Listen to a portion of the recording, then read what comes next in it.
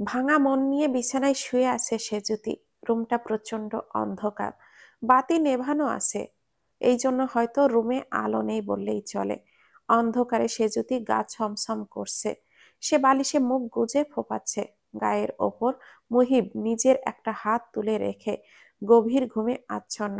সেজুতির চোখে জল। সে বেশ জোরে করেই মুহিবের হাতটা সরিয়ে রাখলো। এরপর কাত হয়ে অন্যদিকে মুখ ঘোরালো। রুমের সঙ্গে অ্যাডজাস্ট বারান্দা আর বাথরুম। কাত হতেই বারান্দা নজরে এলো। সারা শহর জুড়ে অন্ধকার নেমে এসেছে, সেই সাথে তার মনেও নেমেছে ঘোর অন্ধকার। আশেপাশের বাড়িতেও বাতি নেভানো, তারপরও কোথাও যেন বারান্দার থেকে এক চিলতে কৃত্রিম আলো এসে বারান্দায় রাখা চেয়ারটার ছায়া মেঝেতে ফেলেছে। সেই দিকে দৃষ্টি তার। অসহ্য যন্ত্রণা বুকে পুষে শুয়ে আছে সে। মন ও শরীর ব্যথায় কাতরাচ্ছে। সে যদি বারান্দায় পড়া ছায়াটার দিকে তাকিয়ে ভাবতে লাগে, এমন বিষাদময় কেন হলো তার জীবনটা? তার কি সুখ কাম্য ছিল না? সে কি আশা রাখেনি এমন একজনকে পাবে, যে কিনা তার প্রতিটা দিনের ভালো মন্দের খবর রাখবে? বিকেল হলে তার জন্য তার প্রিয় খাবার মোংলায় কিনে এনে নিজ হাতে পরম যত্নে খাওয়াবে। রাত হলে রুমে মৃদু আলো কিংবা মোমবাতি জ্বালিয়ে গল্প করবে। সেজুতির কাছে খালি গলায় গান গাওয়ার আবদার করবে। সকালে চুপি চুপি ঘুমন্ত সেজুতির গালে ভালোবাসা এঁকে দিবে, মাথায় হাত বুলিয়ে দিবে, নিজ হাত আদর করে খাইয়ে দিবে, ভালোবেসে আগলে রাখবে। এমনই কাউকে তো চাই সে। কিন্তু মুহিব কেন তাকে বুঝল না? নাকি সবই মুহিবের মতো? সব স্বামী কি মুহিবের মতো? তার উত্তর জানা নেই। এই সব কথা কাউকে না বলা যায়, না প্রশ্ন করা যায়। কিছু কিছু কথা থাকে যেগুলো কাউকে মুখ খুলে বলা যায় না, চাইলেও মুখ দিয়ে বলা যায় না। সে যদি উঠে বসলো, মুহিবের দিকে তাকালো সে। দেখে মনে হচ্ছে বেশ আরাম করে ঘুমাচ্ছে মুহিব। সে যদি ঘৃণা হতে লাগলো তার প্রতি। ঘৃণা এমন এক অনুভূতি যা মনের অন্তরালে বসবাস করে। ঘৃণা অনুভূতিটি মানুষের সবচেয়ে আপন হয়, কেননা এই অনুভূতিটি কেবল এক সময়কার আপনজনের প্রতিই জন্মায়। ঘৃণা বানানে যুক্তিপূর্ণ এসে তেমন উচ্চারণে জটিল করে দিয়েছে, তেমনি ঘৃণাও কারো জীবনে চলে এলে তার জীবনটা জটিল করে তোলে। ফোঁস করে দম ফেলে ঠোঁটে ঠোঁট কামড়ে কান্না আটকানোর চেষ্টা করছে সে। আজকে তার বিয়ের দ্বিতীয় দিন। এমন সুন্দর এক স্মৃতি তৈরির দিনে এমন বাজে অনাকাঙ্ক্ষিত আচরণ মহিবের কাছ থেকে সে আশা করেনি। সে যদি এবারে শব্দ করে কেঁদে ফেলে। কান্নার আওয়াজে মহিব ঘুমের মধ্যে বিরক্ত হয়ে ওপাশ ঘুরতে ঘুরতে বলে ওঠে, আহ, ডিস্টার্ব করিও না তো। সে যদি চুপ হয়ে গেল। চোখ বেয়ে পানি গড়িয়ে পড়ছে তার। রাতের শেষ অংশ কেটে গিয়ে হালকা সূর্যের কিরণ দেখা যাচ্ছে। ফজরের আজানও হয়ে গেছে। সে যদি সবটা সময় বসেই কাটিয়ে দিল। আজান শেষ হতেই অজু করতে গেল। এই বাসায় কি জায়নামাজ আছে? কে জানে, খুঁজে দেখতে হবে। মনে হয় না থাকবে। সে বাথরুমে গিয়ে বেশ খানিকটা অবাক হলো। বাসার ড্রয়িং রুমটা দেখে মনে হচ্ছিল এখানে কেউ থাকে না। অফিসের মালামাল রাখা হয়, কিন্তু বাথরুমে ঢুকে এই ধারণাটা বদলে যাবে যে কারোর বাথরুমে কেউ একজন সানসিল্ক শ্যাম্পু কিনে এনে রেখেছে, সঙ্গে ম্যাচিং সানসিল্ক কন্ডিশনার, সাবান অর্ধ ব্যবহৃত, একটা ফেস ওয়াশও আছে। ব্যাপারটা অদ্ভুত লাগলো তার। এইসব জিনিস কোন বাড়ির বাথরুমে থাকবে? এমন অফিস স্টোর রুমে কেন এগুলো সাজানো? ব্যাপারটা মাথায় ঢুকলো না সে জ্যোতির। সে সাবান ব্যবহার করলো না। গোসল সেরে পরনের সালোয়ার কামিজটাই পরে বের হলো। কারো ব্যবহৃত জিনিস ইউজ করতে পছন্দ করে না সে। অজু করে বের হতেই মুহিব কাত হয়ে তাকে দেখে নিল। মুহিবের ঘুম খুবই পাতলা, তা সে যদি এই 2 রাত তার সঙ্গে থেকেই বুঝে গেছে। সামান্য বাতাস বয়ে যাওয়ার শব্দেও মুহিব জেগে ওঠে। মুহিব তাকে প্রশ্ন করে, এত সকালে উঠেছো কেন? নামাজ পড়বো। এই বাসায় কোনো জায়নামাজ আছে? মুহিব সেজুতির কথা শুনে অবাক হলো না, কিন্তু মনে মনে বলে ওঠে, নরকে কেউ ইবাদত করে না।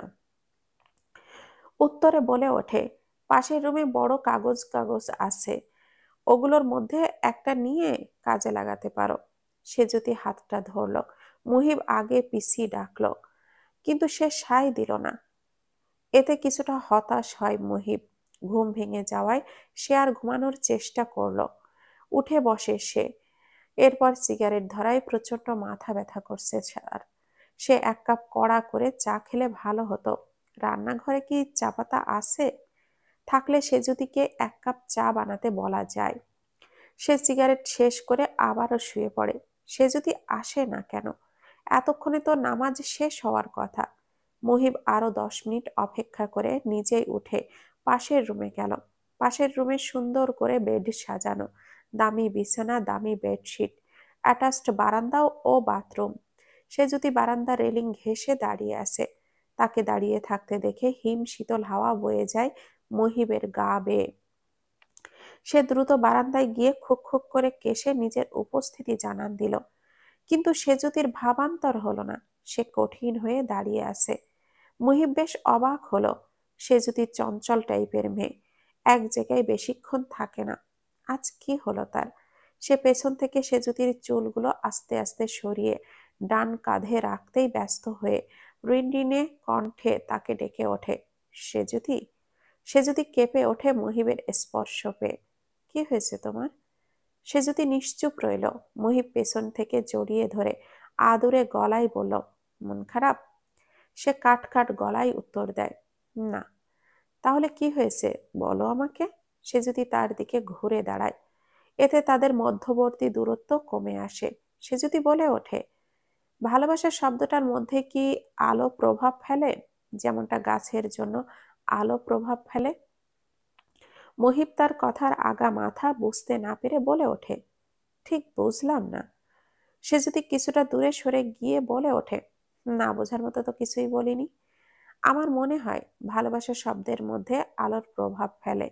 দিনের আলোতে ভালোবাসি বলতে মনের বল দরকার, এবং দিনের আলোতে এই শব্দটা অত্যন্ত পবিত্র হয়। কিন্তু রাতের আধারে ভালোবাসি শব্দটা বোধ হয় সবচেয়ে কুৎসিত।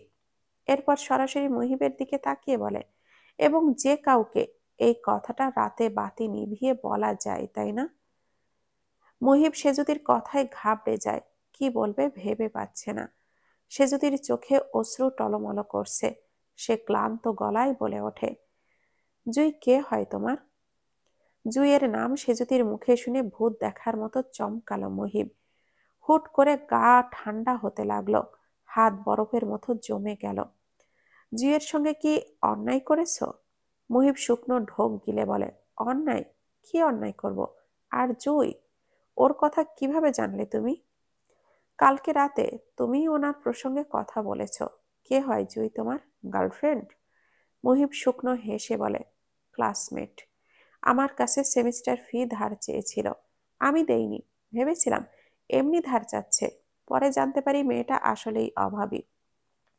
আমি টাকা না দেওয়ায় ও ভার্সিটি থেকে ড্রপ আউট করেছে। এই জন্য আই ফিল গিল্ট। তুমি বুঝি চ্যারিটি খুলে রেখেছ? সবার পড়ার খরচ বুঝি তোমার মাথার চিন্তা? তুমি কি আমার কথা বিশ্বাস করছো না? করেছি। আচমকা মুহিব বলে ওঠে, সে যদি দিন হোক, রাত হোক, আমাবস্যা হোক, পূর্ণিমা হোক, বা যেটাই হোক না কেন, ভালোবাসায় কোনো কিছুর প্রভাব পড়ে না। ভালোবাসা নদী না যে শুষ্কতার জন্য শুকিয়ে যাবে। ভালোবাসা হলো মহাসমুদ্র, চিরকাল ধরে রয়ে বয়ে যায়, নিঃশেষ হয় না। সে যদি বলে ওঠে, আমি বাসায় যাব। হ্যাঁ চলো। তুমি বোঝনি আমি কি বলেছি? আমি আমার বাসায় চলে যাব। মুহিব আকাশ থেকে পড়ল যেন। সে বলে ওঠে, এইসব কি বলছো? চলে যাবে মানে কি? তোমার সাথে সংসার করা আমার পক্ষে সম্ভব না মুহিব। তুমি নিম্নমানের মানসিকতার পুরুষ। কালকে রাতে আমি বারণ করা সত্ত্বেও তুমি আমার ইচ্ছার বিরুদ্ধে আমার কাছে এসেছিলে। এমন কাপুরুষের সঙ্গে আমি এক ঘরে থাকতে পারবো না।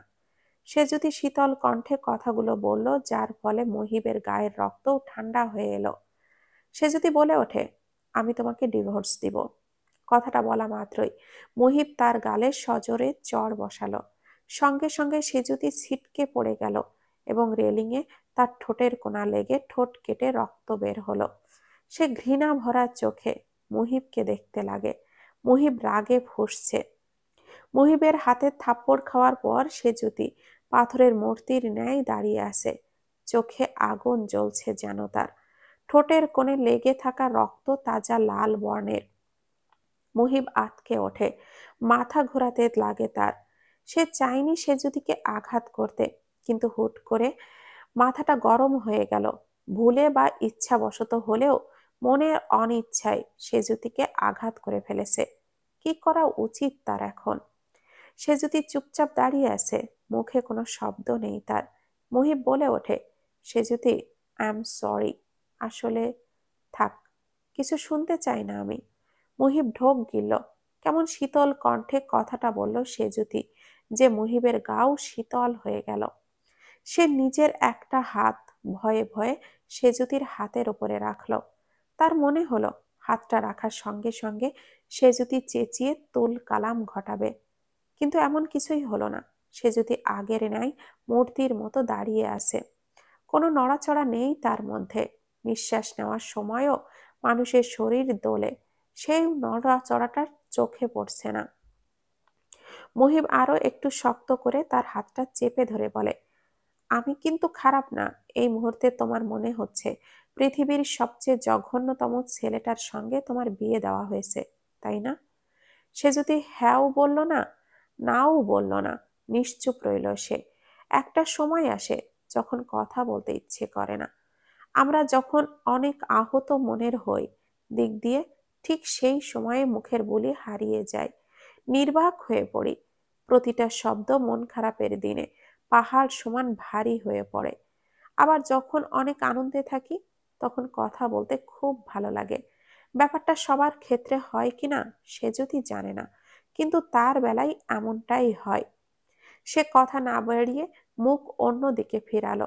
মহিবের চেহারা দেখলেও তার ঘৃণা লাগছে। মহিব হতাশ হয়। সে উত্তর আশা করেছিল। সে ভেবেছিল সেজুতি প্রতি উত্তরে বলবে, হ্যাঁ, আপনি পৃথিবীর সবচেয়ে জঘন্যতম ব্যক্তি মহিব।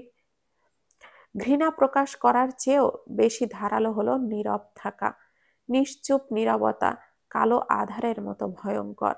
মুহিব সেজুতির দুই গালে নিজের দুই হাত রাখতেই টের পেল সেজুতির গাল ভেজা। সে নিশ্চয়ই কাঁদছিল। আহারে, মেয়েটার সাথে অন্যায় করে ফেলেছে সে, বড্ড বড় অন্যায়। সে নরম স্নেহ জড়ানো গলায় বলল, তুমি হুটহাট ডিভোর্স দিবে বললে, তাই রেগে গিয়েছিলাম। ক্ষমা করে দাও। আসলে বিয়ে একটা পবিত্র বন্ধন, আশীর্বাদ স্বরূপ, আর তালাক হলো অভিশাপ। আম্মা কিন্তু সবার আগে তোমার কাছেই প্রস্তাব দিয়েছিল, তুমি রাজি ছিলে। এই জন্যই সে এই সম্পর্ককে আগ বাড়িয়ে একটা পরিণতি দিয়েছে। সবকিছুই তোমার মর্জিতে হয়েছে, তাই না? এর উত্তরও দিল না সেজুতি। মুহিব সেজুতির দিকে তাকিয়ে বুঝে গেল যে খিদে পেয়েছে। সে এবারে উত্তরের আশা না করে বলল, আমি বাইরে থেকে খাবার আনছি, তুমি এক কাজ করো, এক কাপ চা বানাও, অসহ্য মাথা ব্যথা হচ্ছে। সেজুতি এবার চোখ তুলে তাকালো মুহিবের দিকে। মুহিব হালকা হেসে পরম যত্নে সেজুতির ঠোঁটের কোণে লেগে থাকা রক্ত রুমাল দিয়ে মুছে দিল। রুমাল পকেটে রাখা ছিল। মেয়েরা যতই কঠোর হোক, কঠিন হোক, পাথর হোক, কারণ অসুস্থতার কথা শুনলে গলে যায়। অসুস্থতার জন্য মেয়েদের মনে একটা দুর্বলতা আছে। মুহিব মনে মনে বলে, এই যে এখন এত ভালোবেসে তোমার যত্ন নিচ্ছি, এরপরেও কি রাগ করে থাকবে? আরে বাবা, আমি একজন সাধারণ মানুষ, আমার দ্বারা ভুল হতেই পারে। আমি কি হিমু যে মহাপুরুষ হয়ে ভালোবাসার মানুষের কাছ থেকে দূরে থাকবো? তা তো না। সাধারণ কেউ একজন আমি, যে কিনা ভালোবাসা পাওয়ার জন্য কাতর। সেজুতিকে বারান্দায় রেখে মহিব বাসা থেকে বেরিয়ে গেল। সে বেরিয়ে যাওয়ার সঙ্গে সঙ্গে সেজুতি হাঁটু গেড়ে হাউমাউ করে কেঁদে দেয়। মুহিব বেশ কিছু সময় ব্যয় করে লুচি, বন্দিয়া আর কাবাব কিনল, সঙ্গে হালিম নিয়ে ফেরার জন্য রওনা হলো। দিনাজপুরে সবসময় বুন্দিয়া পাওয়া যায়। এই দিকে প্রায় সবাই সকালে বুন্দিয়া দিয়ে পরোটা, লুচি এ সমস্ত খায়, কিন্তু ঢাকায় রোজ ছড়া বন্দিয়া খুঁজে পাওয়া যায় না। দিনাজপুরের মানুষেরা গরমকালে কখনোই পরোটা ভাজি খাবে না। গরমকালে দিনাজপুরের সবাই আম খায়। সকাল বিকেলকাল আমময় থাকে গ্রীষ্মকালের দিনাজপুর। সঙ্গে লিচু তো আছেই। এই ছোট্ট শহরটা আম আর লিচুর জন্য বিখ্যাত। মুহিব তো দিনাজপুরের আম ছাড়া অন্য কোথাওর আম খায় না। এদিকের আম খুব মিষ্টি হয় খেতে। একবার যে দিনাজপুরের আম খাবে সে অন্য কোনো জেলার আম খেয়ে শান্তি পাবে না। ঢাকায় থাকলে আম্মা নিজে গিয়ে 2 গাড়ি আম তার বাসায় নিয়ে আসে। বিল্ডিং এর সামনে আসতেই একটা লোক এসে গেট খুলে দিয়ে তাকে সালাম দিল। মহিব হেঁটে হেঁটেই গিয়েছিল খাবার আনতে। সে সালামের জবাব দিয়ে বলে ওঠে, তোমাদের ভাবি কিছু খেয়াল করেনি তো? কিছু টের পেয়েছিল? আগে না, গ্যারেজের লাইট ফিউজ হয়ে গিয়েছিল, কিছুই দেখেনি। আর কিছু দেখলেও বোঝার তো সার্চ কোনো উপায় নেই। লিফটে গেছে একেবারে 4 তলা, অন্য কোনো ফ্ল্যাটে তো আর ঢোকেনি, বুঝবে কেমনে? মুহিব ছোট্ট করে দম ফেলে হু বলে লিফটে ঢুকে গেল। বাসায় এসে বেল বাজালো, কিন্তু দরজা কেউ খুলছে না। মুহিব বিচলিত হলো। সে যদি কিছু হলো না তো? বাসায় কেউ ঢুকে পড়ে? না না, এটা অসম্ভব। কারোর এত স্পর্ধা নেই সরোয়ার বংশের বইয়ের ক্ষতি করার। এই বিল্ডিং এর প্রত্যেকটা ব্যক্তি তার গোলাম। তার পকেটে এক্সট্রা কি চাবি ছিল, সেটা বের করে দরজা খুলে খাবারের প্যাকেটটা টেবিলে রেখে বারান্দায় গেল। বারান্দা ফাঁকা দেখে বুকটা ধক করে উঠল মুহিবের। এখানেই তো ঘাপটি মেরে দাঁড়িয়েছিল সেজুতি। কোথায় যেতে পারে সে? মুহিব দ্রুত বেডরুমে এলো। না, এখানেও সে নেই। হৃদস্পন্দন বেড়ে গেল তার। সেজুতির কিছু হলে সে পাগল হয়ে যাবে। তখনই চামচের টুংটাং শব্দ ভেসে আসলো তার কানে। শান্তিতে দম ফেল। সেজুতি নিশ্চয়ই রান্নাঘরে। মুহিব হেঁটে হেঁটে রান্নাঘরে গেল। সত্যি সেজুতি গভীর মনোযোগ দিয়ে চুলায় চা চড়িয়েছে।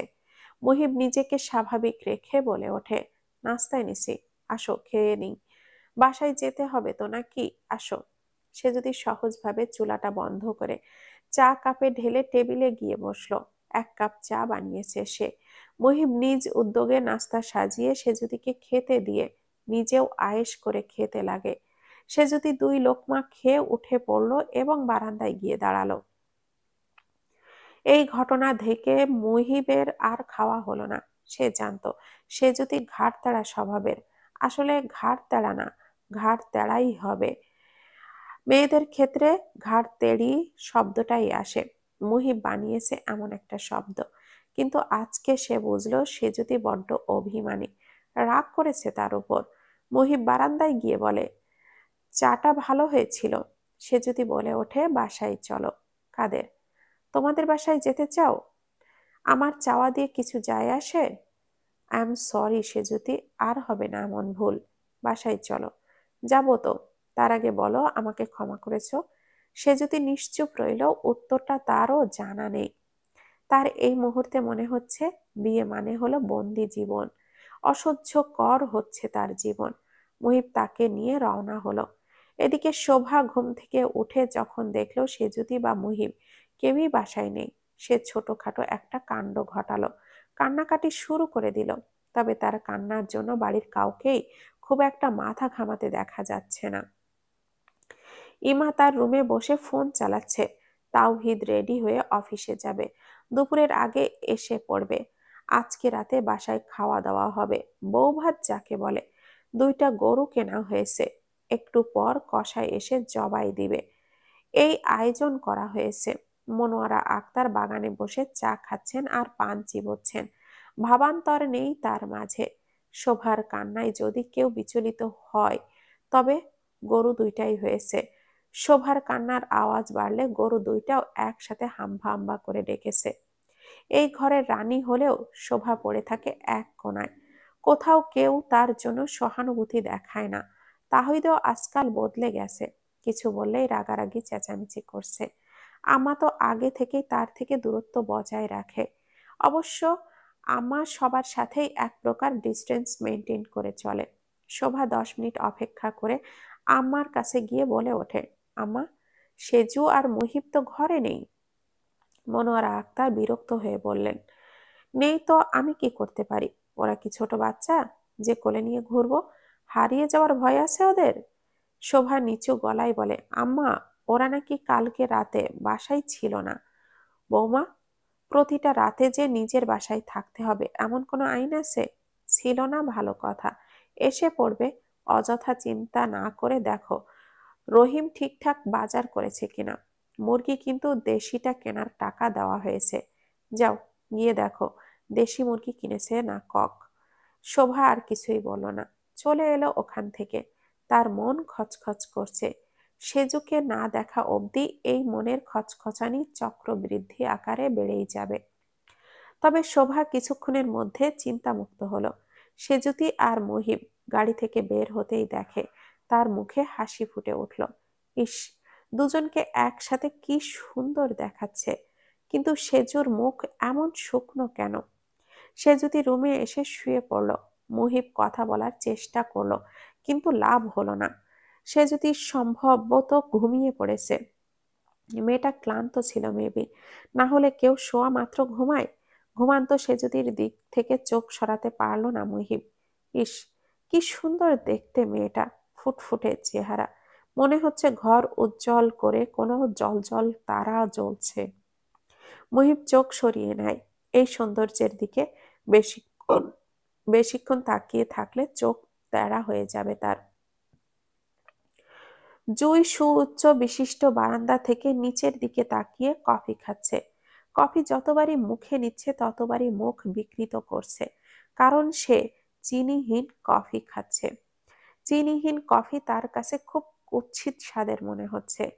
মেয়েদের জীবনটাও কিছুটাই এই কফির মতন স্বামীবিহীন কুৎসিত হয় মেয়েদের জীবনটা, ঠিক এই সুগার ফ্রি হট কফির ন্যায়। মজার বিষয় হলো, বাঙালিরা চিনি ছাড়া কফি খেতে পারে না। তারা কফিতে চিনি 3 চামচ করে নেয়। আর ওয়েস্টার্ন দেশে সবাই সুগার ফ্রি কফি খেতে পছন্দ করে। ওয়েস্টার্ন দেশের মেয়েরাও হাজবেন্ড ছাড়া ইজিলি ঘুরছে ফিরছে, হাসি তামাশা করে বেড়াচ্ছে। কিন্তু জুই পারছে না, কিছুতেই একা সবটা সামলাতে পারছে না সে। তখনই রুম থেকে বাচ্চার কান্নার শব্দ ভেসে এলো। সে রুমে গিয়ে দেখে অভিক জেগে উঠেছে। অভিকের বদ অভ্যাস হলো সে জেগে উঠেই কান্না শুরু করে দিবে। তখন তাকে আদর করে দিতে হবে, না হলে চুপ হবে না। আদর পাওয়ার কৌশল এটা তার। জুই গিয়ে ছেলের মাথায় হাত বুলিয়ে দিয়ে বলে, good morning baby.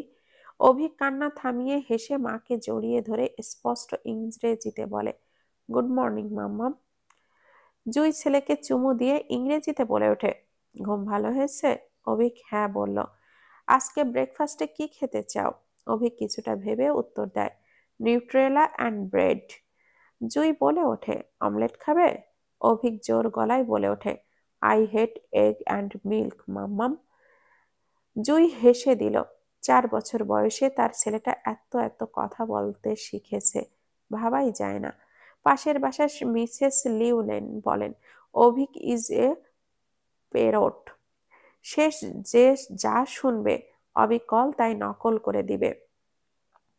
Makeup artist এসেছে সেজুতিকে সাজাতে, কিন্তু সেজুতি সাজবে না। তাদের মানা করে দিয়ে এসে ঘরে লাগিয়ে বসে আছে। চুপচাপ বসে থাকতে ভালো লাগছে তার। মুহিব নেই রুমে। বিকালের দিকে শোভা আপা দরজা ধাক্কাতে শুরু করলেন।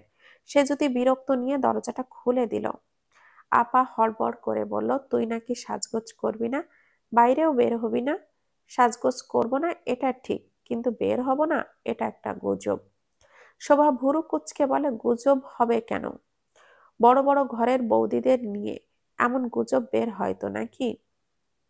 শোভা বিচলিত হয়ে বলে, সেজু, তোর হয়েছেটা কি বলতো আমাকে? সেজুতি নির্লিপ্ত গলায় বলে, আই এম অ্যাবসলিউটলি ফাইন। তখন মহিব রুমে এসে বলল, ভাবি আপনি যান, ভাইয়া ডাকছে। শোভা জানে এটা মিথ্যা কথা। আজকাল তাহুদি তার সঙ্গে কথা বলছে না। সেই লোক কোনোদিন তাকে ডেকে পাঠাবে না। শোভা চলে এলো এবং সঙ্গে সঙ্গে মহিব রুমের দরজা লাগিয়ে দিল। সে যদি আবারও চোখ মুখ শক্ত করে রইল। মহিব কড়া গলায় বলে, যাও শাড়ি পরে এসো, সাজতে হবে না। সে যদি এক চুলও নড়ল না। শুধু শুধু নাটক করবে না, এর ফল ভালো হবে না। আপনার জোরাজুরি ছাড়া আর কিছুই করার মরদ নেই, তাই না? মহিব হতাশ গলায় বলে, আচ্ছা যাও, আমি কাপুরুষ, তোমার জন্য হলেও মেনে নিলাম। এবার তো রেডি হও প্লিজ, কোনো সিন ক্রিয়েট করো না তো, আজকে বাসায় অনেক মেহমান। সে যদি ধারালো গলায় বলে, আমি সিন ক্রিয়েট করি না। আপনি রাত বিরাতে মদ খেয়ে তামাশা করেন, তার বেলায় চক্ষু লজ্জা থাকে না? মুহিবের মেজাজ গরম হলো, তবুও নিজেকে ঠান্ডা রেখে বলে, আমি যা যা করি সবকিছুই মানুষের চোখের আড়ালে করি। মানুষের চোখের আড়ালে করা অন্যায় কি অন্যায় বলে গণ্য হয় না নাকি? মুহিব কেঁপে ওঠে এবং জোর গলায় বলে, অন্যায়ের এখানে কি দেখলে তুমি? দেখো, আমি তোমার সাথে কোনো রকম তর্কে যেতে চাই না। তর্ক আপনি করছেন, আমি না। আচমকা মুহিবের কি যেন হলো। সে সেজুতির কোমর চেপে ধরে নিজের কাছে টেনে এনে তার ঠোঁটে আলতো পরশ দিয়ে দুষ্টু হাসিয়ে হেসে বলে, বাই এনি চান্স তুমি কি কলেজ লাইফে ডিবেট করতে নাকি? এত সুন্দর ঝগড়া করতে জানো। ঝগড়া করার জন্য যদি নোবেল দেওয়া হতো, তাহলে পুরস্কার না পেলেও নমিনেশন ঠিকই তুমি পেতে। ছাড়ুন, এই যে এত সুন্দর একটা মুহূর্তেও তুমি ঝগড়া করাই পায়তারা করছো। এর জন্য একটা Oscar you are officially deserve. আপনি দয়া করে রুম থেকে বেরিয়ে যান প্লিজ। যাব, কিন্তু এক শর্তে। সে যদি ভুরু কুঁচকে বলে, কি শর্ত? আমাকে ক্ষমা করেছো? যদি ক্ষমা করে থাকো তবেই যাব, না হলে যাচ্ছি না। মুহিব কথাটা অত্যন্ত কাতর গলায় বলল। সে যদি রাগ তবুও পড়ল না, কিন্তু তার কেন যেন একটুও ভালো লাগলো। একবার হলেও মন চাইলো তাকে ক্ষমা করে দিক, কিন্তু না, এত দ্রুত ক্ষমা করে দেওয়া যাবে না। মুহিব বলে ওঠে, কি হলো, কথা কেন বলছো না? সে যদি তার দিকে তাকিয়ে থেকে শাড়ি হাতে নিয়ে বাথরুমে চলে গেল। মুহিব অসহায় চোখে তাকিয়ে রইল। কিছু সময় বাদে সে যদি বের হলো, দেখা গেল মুহিব একটা বড় সড়ো টাসকি খেলো। ইস, কি সুন্দর লাগছে তাকে। নীল রঙের কাতান শাড়িতে অপূর্ব লাগছে। চুল ছেড়ে রেখেছে সে। ফ্যানের হাওয়ায় চুল এলোমেলো হয়ে পড়ছে। সেই সাথে মুহিবের মনের অন্তঃকরণ কাঁপাকাঁপি শুরু করলো। ইসরে, এরকম সাজে সেজুতিকে কি অপরূপই না লাগছে। সেজুতি কি জানে, সে যখন রাগ করে নাক ফুলায়, তখন নাকের ডগাটা লাল হয়ে যায়। এই যে এই মুহূর্তে তার নাকের ডগা টকটকে লাল হয়ে আছে। মুহিবের মন চাচ্ছে নাকের ডগায় চুমু খেতে। সে যদি চুলে খোপা বাঁধা শুরু করলো। মুহিব মুগ্ধতা নিয়ে তাকিয়ে আছে তার দিকে। একটা সিগারেট ধরালে মন্দ হয় না। চোখ ধাঁধানো দৃশ্য দেখার সময় ফুস ফুস করে পোড়ালে মন্দ কি? ঠোঁটে লাল লিপস্টিক দিয়ে আয়নার ভেতর দিয়ে সে যদি মুহিবকে দেখলো, কেমন যেন নেশা লাগানো ভঙ্গিতে তার দিকে তাকিয়ে আছে। মুহিবের মুখটা দেখে যে কেউ বলে দিবে মুহিব তার প্রেমে হাবুডুবু খাচ্ছে। কিন্তু কে বলবে এই ছেলে আজকে সকালে তার গায়ে হাত তুলেছে? এই জন্যই তাকে মোটেও অনুতপ্ত লাগছে না। আচ্ছা, সে যদি আচ্ছা সে যদি এখন তার গালেও একটা চড় বসিয়ে দেয়, তবে কেমন হবে? মুহিবের রিয়াকশন কি হবে? মুহিব আস্তে ধীরে তার কাছে এসে বলে, শাড়ির কুচি ঠিক মতো সেট আপ হয়নি, কেমন যেন অগোছালো হয়ে আছে। যার জীবনই অগোছালো, তার শাড়ির কুচি কিভাবে গোছালো হতে পারে? মুহিব হাঁটু গেড়ে বসে সেজুতির প্রতিটা কুচির ভাঁজ সুন্দর করে সাজিয়ে গুছিয়ে দিতে লাগলো। সে যদি অন্যদিকে মুখ ফেরালো। তার কান্না পাচ্ছে খুব। তার জীবনটা বড্ড অগোছালো হয়ে গেল। অগোছালো জীবনের ছন্ন ছাড়া সময় পার করছে সে। মুহিব কুচির ভাঁজ ঠিক করে দিয়ে নিজে রেডি হয়ে নিল। মেরুন রঙের পাঞ্জাবি পরলো সে, সঙ্গে কালো জিন্স। চোখে মুখে পানি দিয়ে বের হলো। সে যদি চেয়ারে বসে ফোন চালাচ্ছিল, আচমকায় মুহিব তার ফোনটা কেড়ে নিল। সে যদি প্রথমে ভয় পেয়ে যায়, তারপর যখন সবটা বুঝতে পারলো, সে নিজের ফোন উদ্ধারে ব্যস্ত হয়ে পড়ল। সে যদি কড়া গলায় বলে ওঠে, আমার ফোন দিন। দিব তো, তোমার ফোন তো আর সবজি না যে রান্না করে খাবো। এক্ষুনি দিন। তুমি একটু সুন্দর করে কথা বলতে পারো না? না, পারি না। জন্মের সময় তোমার মুখে মধু দেওয়া হয়নি, রাইট? জি, আমার জন্মের সময় মধুর দাম বেড়ে গিয়েছিল, তাই কেনা হয়নি। মুহিব সেজুতির ফোনটা নিজের পকেটে রেখে দিয়ে বলে, আমাদের বাচ্চা যখন হবে আমি স্পেশালি সুন্দরবন থেকে মধু আনবো। তখন দেখবে আমাদের বেবি মিষ্টি মিষ্টি কথা বলবে। অনেক দূর দূরান্তের চিন্তা ভেবে ফেলেছেন দেখছি। মুহিব মুচকি হেসে বলে, ভাবতে তো আর ট্যাক্স লাগে না, তাই ভাবি। আর রাজনীতি করার তৃতীয় মূলনীতি হলো ভবিষ্যৎ নিয়ে ভাবা। এই politician lives in the future, বুঝলে? আমার ফোন পকেটে ঢোকালেন কেন? কারণ আমি চাই তুমি আমার পেছনে পেছনে হ্যামিলনের বাঁশিওয়ালার গল্পের বাচ্চাগুলোর মতো ঘোরো। আই অ্যাম ইউ দিনাজপুরের ফোনওয়ালা। সে যদি রাগে গা কাঁপছে, সে ফোঁস করে দম ফেলে বলে, আপনার সঙ্গে আমি কোনো ধরনের কথা বলতে ইচ্ছুক নই, যান সামনে থেকে। মুহিব এক গাল হেসে সেজুতির হাত ধরলো। সেজুতি সরে আসতে চাইলে তাকে বাধা দিয়ে বলে, চলো, প্রোগ্রাম শুরু হয়ে যাচ্ছে তো। প্রোগ্রামে বিশাল আয়োজন করা হয়েছে, প্রায় 200-250 মানুষের খাওয়ার আয়োজন। গেস্টরা ইতিমধ্যে খেতে বসে গেছে। শোভা তাওহিদের কাছে গিয়ে বলে, দেখো তো এই শাড়িটা ঠিক আছে? তাওহিদ মুখ বেজার করে বলে, আহা, এইসব কেমন প্রশ্ন? দেখছো না আমি খুব ব্যস্ত আছি। ব্যস্ত তো সবসময় থাকছো, এত কথা না বলে উত্তরটা দিলেই তো পারতে। তাহুদের মুখে বিরক্তির ভাব চলে এলো। সে এক গাদা থুতু ফেলে বলে ওঠে, ভিজি সাহেব পরিবার সহ এসেছে, ওনাদের সময় দাও, আপ্যায়ন ঠিক মতো করো, যাও। শোভা চলে এলো। তার খুব কষ্ট লাগলো। সে ভারাক্রান্ত মন নিয়ে ভিসি সাহেবের স্ত্রীর সঙ্গে কথা বলতে গেল।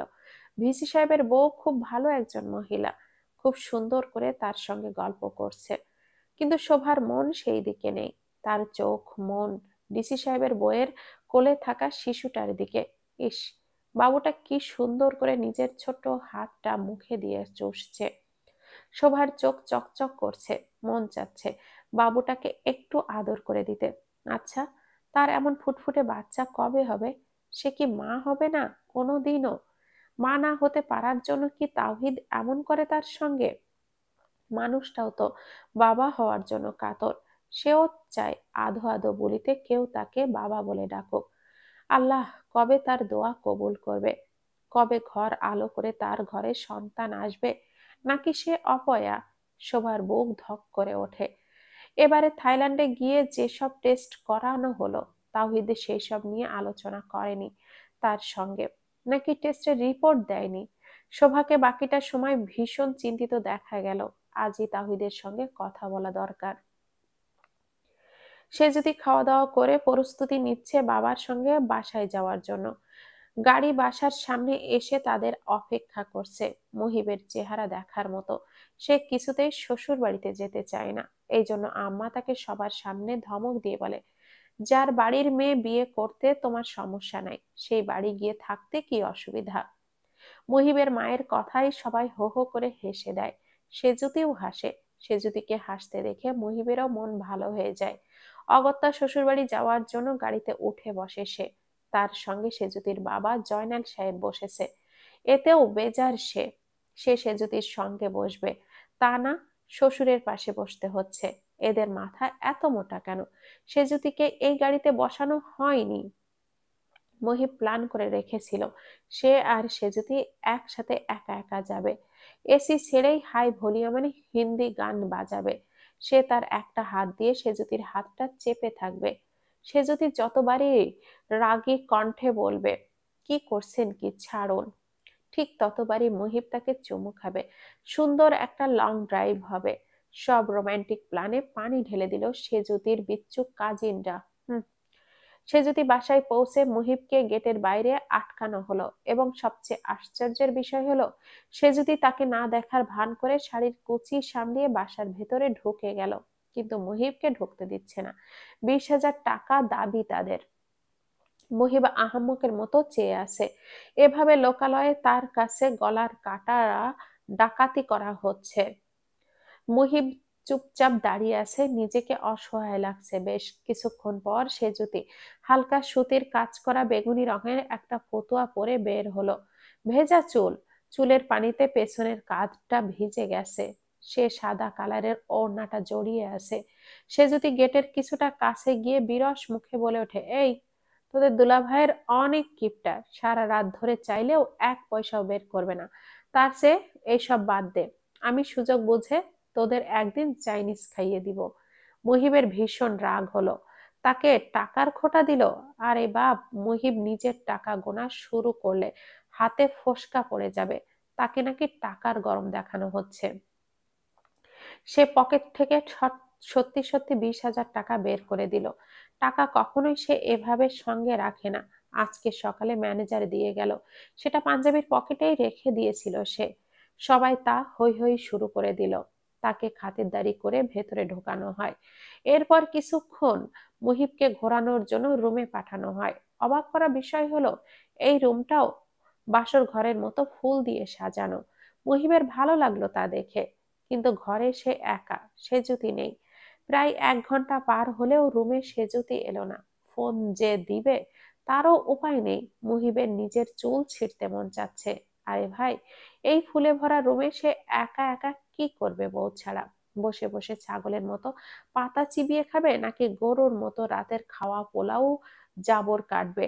বউ কই তার? নাকি তাকে রুমে আনার জন্যও সে যদি কাজিনদেরকে টাকা দিতে হবে? এরা সবাই বড্ড যন্ত্রণা দিচ্ছে তাকে। সেকেন্ড বাসর রাতে মুহিব চোখ মুখ শক্ত করে বিছানার এক কোণায় বসে আছে। চোখে বেদনা ভরে উঠেছে তার। সে ফোঁস করে একটা শ্বাস ফেলল। রাত 12:30 বাজে। সেজুতির আসার নাম গন্ধ নেই। বাসার পরিবেশও চুপচাপ। বাইরে থেকে আওয়াজ আসছে না কারোর। লাইটও বুঝি নেভানো। তাহলে সেজুতি কোথায়? তাকে একা রেখে কোথায় গেল? মুহিব উঠে দাঁড়ালো। না, এভাবে তো একা একা থাকা যায় না। কিছু একটা করতেই হবে তাকে। একবার দরজা খুলে বাইরে গিয়ে কি কাউকে জিজ্ঞাসা করবে সেজুতি কোথায়? মুহিব বিছানা ছেড়ে উঠে দাঁড়াতেই খট করে দরজা খোলার আওয়াজ হলো। সেজুতি খুব সাবলীল ভাবে ভেতরে ঢুকলো। তাকে বেশ হাসি খুশি লাগছে। নিশ্চয় ওই বদ কাজিন গুলোর সঙ্গে হাসাহাসি করছিল। মুহিবও তাকে দেখে বেশ স্বস্তি পেল। সে জিজ্ঞাসা করলো, এতক্ষণ কোথায় ছিলে? সেজুতি রুমে এসে ঢুকলো, কিন্তু মুহিবের প্রশ্নের জবাব দেওয়ার প্রয়োজন বোধ করলো না। মুহিব আবারও জিজ্ঞাসা করলো, কি হলো, কথা বলো, চুপ আছো কেন? সেজুতি আলমারির দিকে এগিয়ে গেল। মুহিব সেজুতির দিকে নজর দিল। সে বউ ভাতের শাড়ি খুলে হালকা রঙের একটা সুতি ফতুয়া আর কুর্তি পরেছে। গায়েও সুতি ওড়না জড়ানো। শাড়ি বদলে ফেলেছে দেখে মুহিবের মন খারাপ হলো। সে এখনো এই গরমের মধ্যে পাঞ্জাবি জিন্স পরা। দিনাজপুরের শীতে যেমন হাড় ভাঙা শীত নামে, তেমনি বৈশাখ আসার আগেই আম পাকা গরম পড়ে যায়। সে যদি রুমের এসি নেই। মুহিব এতই ঘেমেছে যে পাঞ্জাবির পেছনটা ঘাম দিয়ে ভিজে জুবুথুবু। অথচ সে যদি শাড়ি বদলে আরামদায়ক জামা পরে কাজিন নিয়ে ঘুরঘুর করছে, হাসি তামাশা করছে। আবার চুলও অর্ধ ভেজা, মানে গোসল সেরে ফেলেছে ইতিমধ্যেই। ও মাই গড, এত কিছু কখন করলো? মুহিবের ধ্যান ভাঙলো যখন সে যদি শব্দ করে বাথরুমের দরজা লাগালো। ওহো, তো সে আলমারির দিকে এগোচ্ছিল না, বরং বাথরুমের দিকে যাচ্ছিল। মুহিব আরো অস্থির হয়ে গেল। রুমে আসলো কি? এসেই বাথরুমে ঢোকা, এ কেমন আচরণ? সে এবারে রুমের এপাশ থেকে ওপাশ পায়চারি শুরু করে। তার মুখ অত্যন্ত গম্ভীর। সে যদি 5 মিনিটের মধ্যে বের হয়ে বেশ বড়সড় একটা ঝটকা খেলো। মুহিব সিগারেট খাচ্ছে আর সারা রুম জুড়ে পায়চারি করছে। এ পর্যন্ত ঠিক ছিল, কিন্তু হাঁটতে হাঁটতে সিগারেটের ছাই মেঝেতে ফেলে দিচ্ছে বড্ড আয়েশ করে। অন্যদিন হলে এই কাজের জন্য সে যদি কিছু কথা শুনিয়ে দিত মুহিবকে, কিন্তু আজকে কথা বলা মানেই তাকে প্রশ্রয় দেওয়া। তাকে প্রশ্রয় দেওয়ার কোনো মানেই হয় না। কাউকে প্রশ্রয় না দেওয়া বা ইগনোর করার মূলে কথা না বলা বা কম বলা। সে মুহিবকে পাশ কাটিয়ে আয়নার সামনে গিয়ে চুল আঁচড়াতে লাগলো। মুহিব বিছানায় গিয়ে বসে সুন্দর করে একটা হাসি দিল। সে এমন জায়গায় বসেছে যেখান থেকে আয়নায় প্রতিবিম্ব হয়ে তাকে সে যদি দেখতে পাবে। কিন্তু না, এত সুন্দর হাসি দেওয়ার পরও সে যদির কোনো ভাবান্তর নেই। সে আপন মনে চুলে বেনুনি করায় ব্যস্ত। এরপর মুখে লোশন মাখতে লাগে। মুহিব খুক খুক করে কাশতে লাগে। তাও হেলদোল নেই সে জ্যোতির। এভাবে মুহিব বলতে আরম্ভ করলো, পৃথিবীতে তো ইনভিজিবল হওয়ার কোনো ট্যাবলেট বিজ্ঞানীরা বানায়নি এখনো, তাই না? সে যদি কিছু না বললেও মুহিবের উদ্ভট কথায় ভুরু কুঁচকাতে বাধ্য হলো। মুহিব আবারও বলল, সেই ট্যাবলেট খেয়ে তো আর আমি অদৃশ্য হয়ে যাইনি যে তুমি আমাকে দেখতে পারছো না, নাকি আমি অদৃশ্য মানব? হুম? সে যদি একটা হাই তুলল। মুহিব তা দেখে নরম সুরে বলে ওঠে, ঘুম পাচ্ছে অনেক? পাওয়ারই কথা, রাতে ঠিক মতো ঘুম হয় না। আসো ঘুমাতে যাই, আমারও ঘুম পাচ্ছে। এটুকু বলেই মুহিব চিটপটাং হয়ে বিছানায় শুয়ে পড়ল। সে ডান পাশে শুলো যেন সে যদি বাম পাশে শুতে পারে, কিন্তু সে যদি তাকে অবাক করে দিয়ে রুমের বাইরে যেতে লাগলো। আস্তে করে সে দরজাটা খুললো। তা তা দেখে মুহিব বেশ আওয়াজ করে বলে ওঠে, এই কই যাও তুমি? সে যদি ঠান্ডা গলায় বলে ওঠে, আজকে আমরা কাজিনরা ছাদে প্রজেক্টর লাগিয়ে কাভি খুশি কাভি গাম মুভিটা দেখব। আমার আসতে আসতে সকাল হয়ে যাবে, আপনি চাইলে দরজা লাগিয়ে দিতে পারেন। এরপর মুহিবের দিকে তাকিয়ে হালকা হেসে বলে, গুড নাইট মুহিব। মুহিব হতভম্ব হয়ে যায় কাভি খুশি কাভি গাম দেখার জন্য। সে যদি তাকে একা ফেলে চলে গেল। যতই হোক, আজকে তাদের সেকেন্ড বাসর রাত। এমন কাজ করতে পারলো সে যদি, বিবেকে বাধা দিল না। সে তার জায়গায় হলে কোনোদিন এমন পাষাণের মতো আচরণ করতে পারতো না, বরং সারা রাত জড়িয়ে ধরে মিষ্টিময় প্রেমালাপ করতে কাটিয়ে দিত। তা না করে সে কিনা মুভি দেখতে গেল, তাও শাহরুখের মুভি। আরে ভাই, শাহরুখের মধ্যে কি আছে যা তার মধ্যে নেই? মুহিব কি কম সুদর্শন নাকি? মুহিবের এই মুহূর্তে শাহরুখকে নিজের মেল ভার্সন অফ সতীন মনে হচ্ছে। সে বিছানার ওপর উপুড় হয়ে বিড়বিড় করে শুয়ে বলে, আমার জীবনটাও কাভি খুশি কাভি গাম। এরপর একদণ্ড চুপ থেকে মনে মনে বলে ওঠে, কাজল শাহরুখের কেমিস্ট্রি দেখে যদি একটু রোমান্টিক হতে শেখো সে যদি, তাও লাভ। তারপর তারাও কাজলের কাছ থেকে ইন্সপায়ার্ড হয়ে সরিষা খেতে ওড়না নিয়ে দৌড়াদৌড়ি করবে। কিন্তু কথা হচ্ছে, শীতের দিকে সরিষার ফসল হয়। এখন এই এপ্রিল মাসে বোধহয় সরিষা ভেঙে তেল উৎপাদনের প্রক্রিয়া শুরু হয়ে গেল। এখন তার ওড়না নিয়ে দৌড়ানোর ইচ্ছাটার কি হবে? ইচ্ছা ভঙ্গ হতে চাইল, এই ভাবতেই কষ্ট পেল মুহিব। কিন্তু সে সেজুদিকে এমন একটা চমৎকার রাত্রিকে ফেলে কাবি খুশি কাবি কাম সিনেমা দেখার জন্য ক্ষমা করবে না, কোনোদিনই ক্ষমা করবে না। No, never. সো চোখ বুজে ফেলে। বড্ড ক্লান্ত লাগছে তার। শোয়ার সঙ্গে সঙ্গেই মুহিব ঘুমিয়ে গেল। একটা সময় তার ঘুম গভীর হতে লাগলো। জুই বসবাস করছে আমেরিকা শহরের নিউ ইয়র্কে। সে ম্যানহাটন দ্বীপের উত্তরে একটি জায়গায় থাকছে বিগত 4 বছর ধরে। সে এই অ্যাপার্টমেন্টে থাকছে। সেটা একটা সুন্দর ও চমৎকার ছবির মতো স্বচ্ছ ও শুভ্র তাদের এলাকাটা। সে হাউস নাম্বার 36-এ থাকে, 12 তলায়। পাশেই একটা বড় পার্ক। বাচ্চারা সেখানে খেলছে। কিছুই দেখা যায় না, বাচ্চাগুলোকে পিঁপড়ার মতো লাগে। পার্কের পাশেই ফ্লাইওভার শপ। ফ্লাইওভার শপটার ডেকোরেশন অদ্ভুত সুন্দর। মিস্টার অ্যান্ড মিসেস জন এই ফ্লাওয়ার শপের ওনার। দোকানের নামটাও খুব সুন্দর, লামোর। এর মানে কি জুই জানে না, কিন্তু নামটা তার দারুণ লেগেছে। ফ্লাওয়ার শপের পাশ বেয়ে চলে গেছে পিচ ঢালা রাস্তা। রাস্তা ঘেঁষে রেইন ট্রি, ক্রিসমাস ট্রি বেয়ে ওঠে। তার কিছু দূরে একটা গির্জা। গির্জার পাশে রয়েছে বিশাল বড় একটা ক্যাকটাস গাছ। এই ক্যাকটাসের বয়স নাকি প্রায় 100 বছর। তারপরে শুরু হয়ে যায় school, college, office, train, bus station, কাঁচা বাজারের দোকান, ডিপার্টমেন্টাল স্টোর। বাস স্ট্যান্ড হতে খানিকটা দূরেই হসপিটাল এবং রেস্তোরাঁ।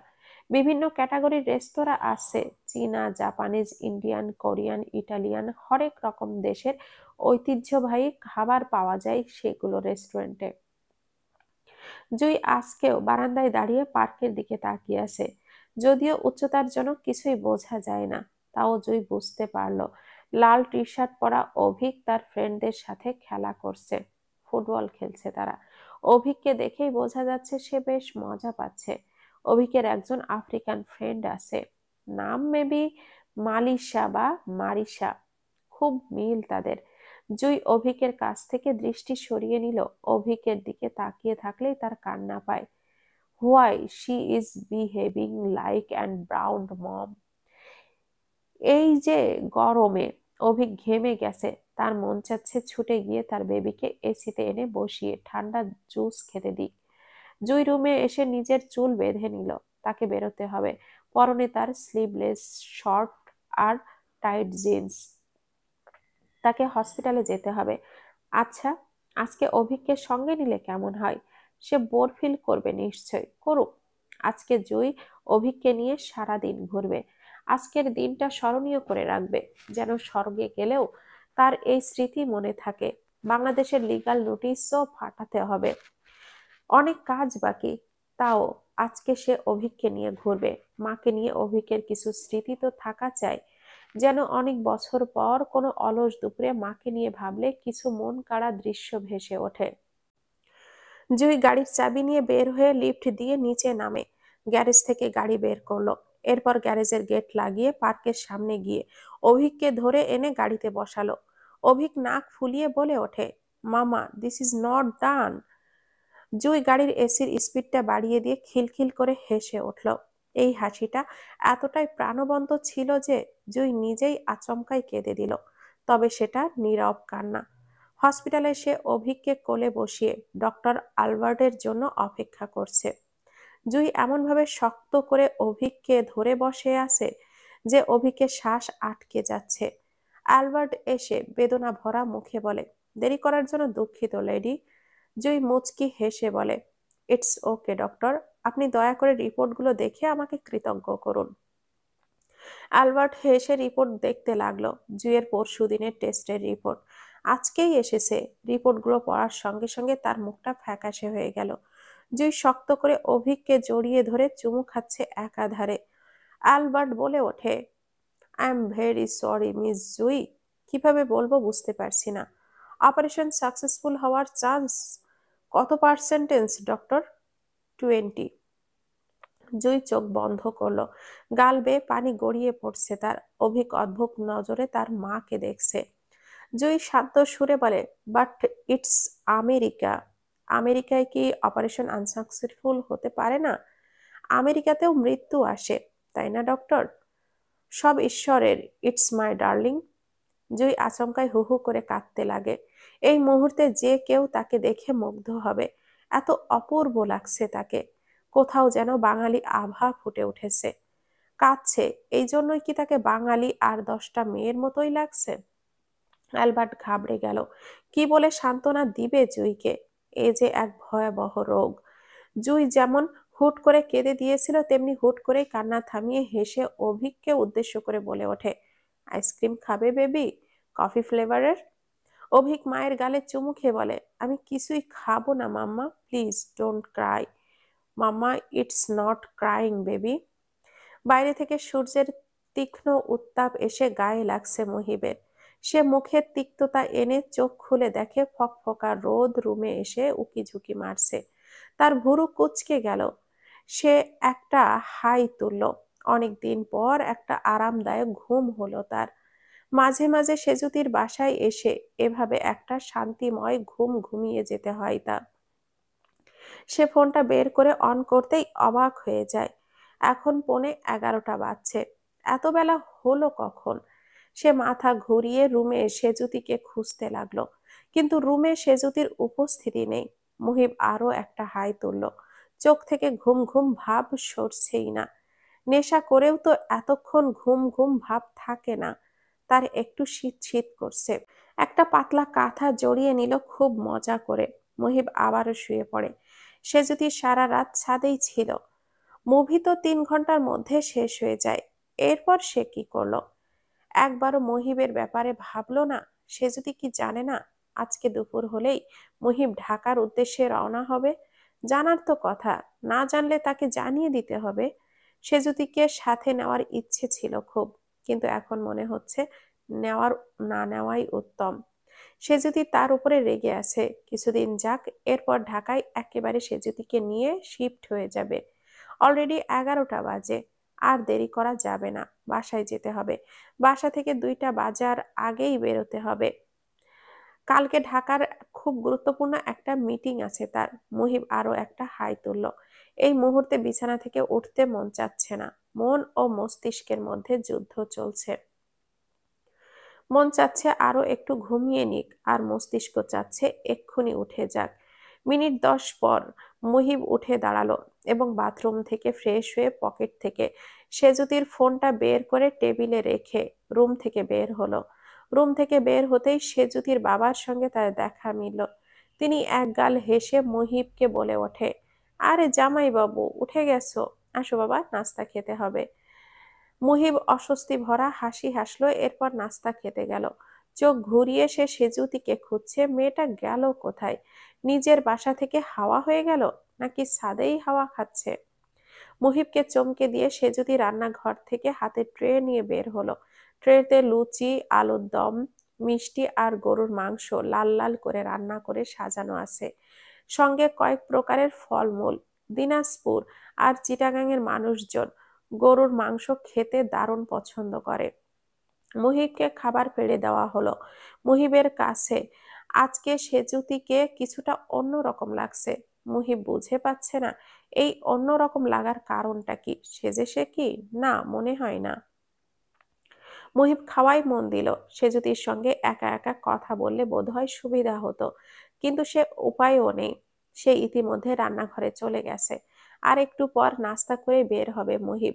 পারলে এক্ষুনি চলে যায় সে, কিন্তু এটা অভদ্রতামি। এই জন্য কাজেই বসে বসে লুচি ছিঁড়ে ছিঁড়ে খাচ্ছে। খাওয়ার মাঝেই মুহিব সেজুতির বাবাকে উদ্দেশ্য করে বলে, আমাকে আজকে দুপুরে ঢাকায় ব্যাক করতে হবে। সেজুতির বাবা মুহিবের মুখে এ কথা শুনে ভারী অবাক হলো। তিনি বলে উঠল, আজকেই যাওয়াটা কি খুব জরুরি বাবা? মুহিব হেসে উত্তর দিল, জরুরি না হলে আমি নিজেই যেতাম না। উনি হালকা হাসলেন। মুহিব উঠে বলে, আমি চাচ্ছি সে যদি এখানেই কয়েকদিন থাকুক, এরপর আমি কিছুদিন পর এসে ওকে ঢাকায় নিয়ে যাব। ঠিক আছে, আমাকে তো এখন উঠতে হবে। খাওয়ার টেবিলে সেজুতির বেশ কয়েকজন কাজিন বসেছিল তার সঙ্গে। এরা সেই হলুদের দিনও সেজুতির সঙ্গে দেখা করার জন্য 5,000 টাকা হাতিয়ে নিয়েছিল। মুহিব তার অভিজ্ঞতা দিয়ে যা বুঝলো তা হলো, marriage is a loss project. তার খাওয়া শেষ, তবুও সে বসে আছে। ট্রে থেকে আপেলের পিস তুলে মুখে দিচ্ছে। সে মূলত সেজুতির অপেক্ষায় আছে। কিন্তু রাঁধুনি সাহেবা সেই যে রান্নাঘরে ঢুকেছে, আর তো বের হয় না। আধা ঘন্টা পর মুহিব দাঁড়িয়ে বলে ওঠে থমথমে গলায়, বলে, আসসালামু আলাইকুম আঙ্কেল। যাই তাহলে।